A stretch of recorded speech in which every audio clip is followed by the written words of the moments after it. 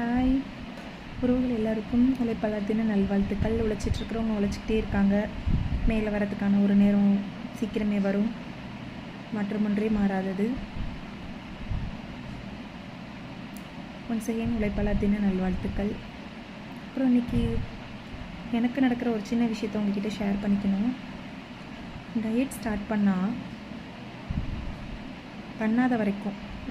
பண்ணாத வரைக்கும் நம்மளை சாப்பிட்றியான்னு கேட்க மாட்டாங்க, சாப்பிடுங்கன்னு சொல்ல மாட்டாங்க, பிடிச்சதை வாங்கி கொடுக்க மாட்டாங்க, போகிற இடத்துலையும் கவனிக்க மாட்டாங்க. ஆனால் அந்த டயட்டை ஸ்டார்ட் பண்ணதுக்கப்புறம் எல்லாமே நமக்கு ஆப்போசிட்டாகவே நடக்கும். பிடிச்சதை வாங்குறது, கடை சாப்பாடு வாங்குறது, ஹோட்டல் போகிறது, ஃபங்க்ஷன் அதிகமாக வர்றது, வெளியில் போகிற இடத்துலையும் நம்மளை அதிகமாக கவனிக்கிறது, சாப்பிடுன்னு. இதில் நம்மளே சமைச்சு சாப்பிட்டுட்டே இருப்போம். திடீர்னு இந்த டயட் ஸ்டார்ட் பண்ணதுக்கப்புறம் நமக்கு சமைச்சு கொடுக்கறதுக்குமே ஆள் ரெடி ஆகும். என் பையன் ஊற்றுவான் பாருங்கள் தோசை, நான் அப்படி டெம்ட் ஆவேன்.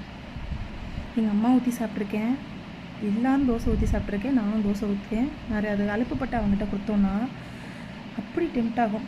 சேம் தோசைக்கல், சேம் மாவு, சேம் தட்டு, சேம் சைட் டிஷ்ஷு நான் தான் செஞ்சுருப்பேன். ஆனால் ப்ரிப்பரேஷன் எல்லாம் நானாக இருக்கும். ஆனால் அதை ஊற்றி கொடுக்குற முறை ஒன்று இருக்கே, அப்படி இருக்கும்.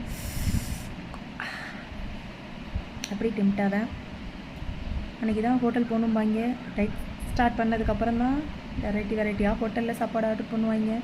நமக்கு இது மட்டும் போதும்னா நம்ப மாட்டாங்க. அப்படி நிஜமாகவே டயட்டில் இருக்கேன்டா அப்படின்னு.